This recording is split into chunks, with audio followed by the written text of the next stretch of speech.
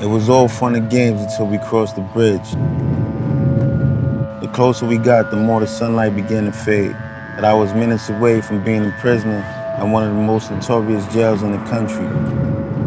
First day, first look at jail, first biggest regret. Counting enemies like counting every second in here. No friends, no homies, no right-hand man.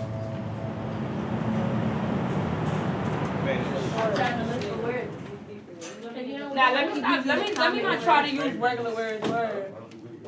What we do here is use writing as an intervention. Sometimes it could be healing. Sometimes it's as simple as how to write a college application.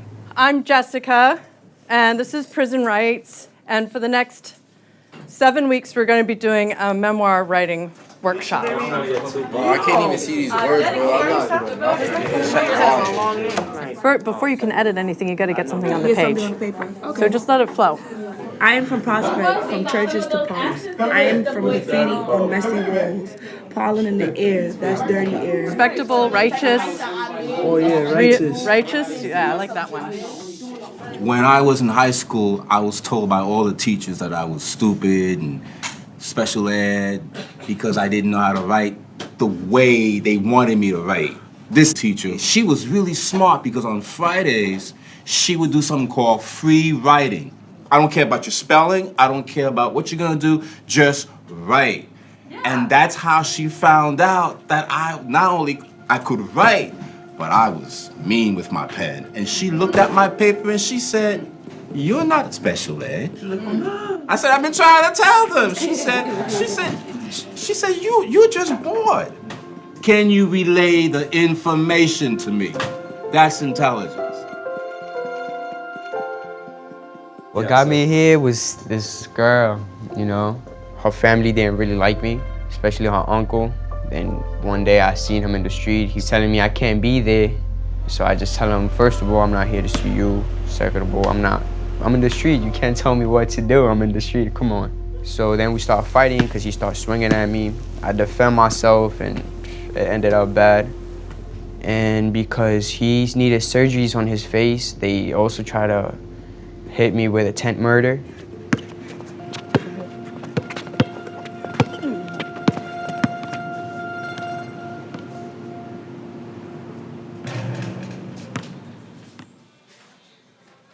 Espero que Humberto termine la escuela, que ya no se meta en más problemas, para que él pueda tener un buen trabajo y le vaya bien. Nah, no more fighting. Siempre dices lo mismo y terminas peleando. Y pues apúrate porque es hora ya deberías de estar allá, vas a estar tarde. Y eso, las veces que llegas tarde se la reportan al juez, así que... Y te da risa, muro.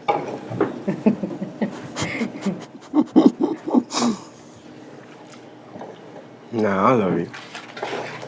Vas y vienes y no tienes que ir a otro lado, ni al parque a buscar a Ale, ¿eh? Okay.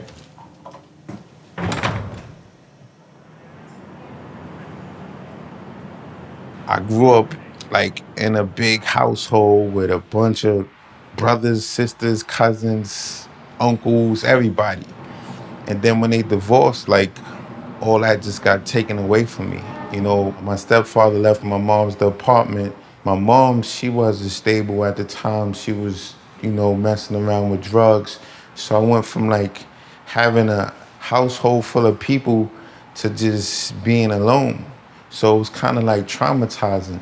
Along the way, like just trials and tribulations and experience like in the streets, like my heart just turned cold and like, you know, we all born innocent and then it's like what we go through, it changes you, it affects you.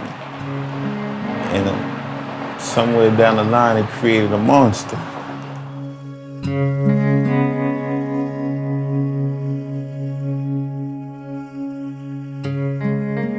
We still live in a society that looks at feelings as a feminine energy, right?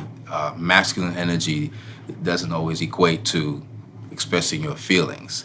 for this particular population, they've learned from the beginning that expressing your feelings is a negative. Unless you're talking about destruction, then that's power. That's masculine.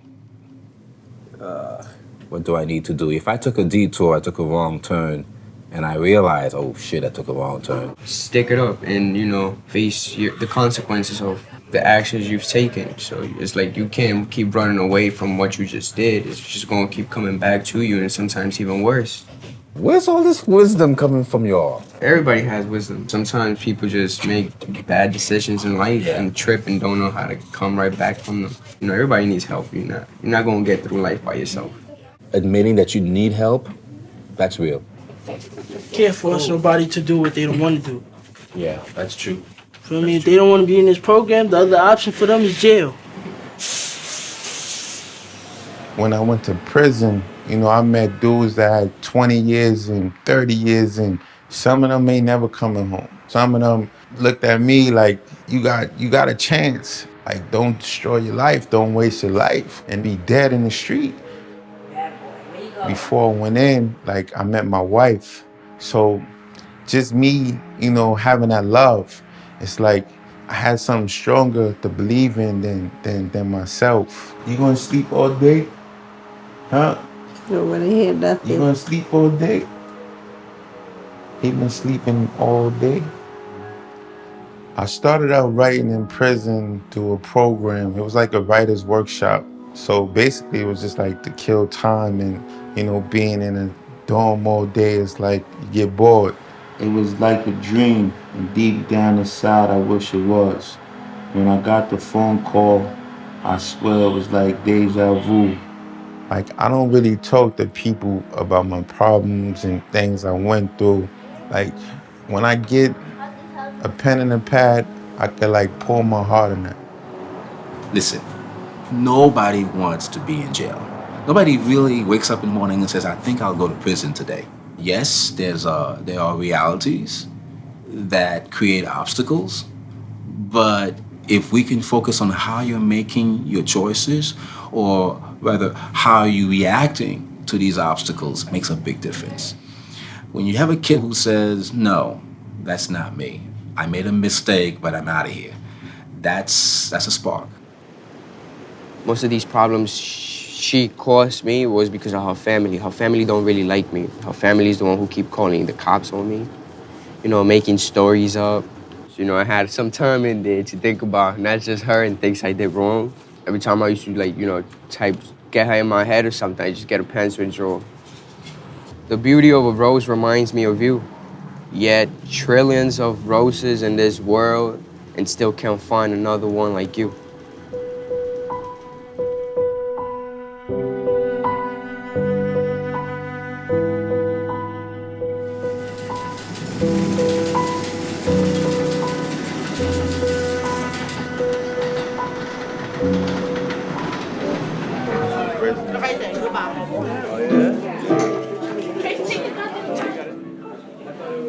Kinda nervous, but I got this. I hope, not sure.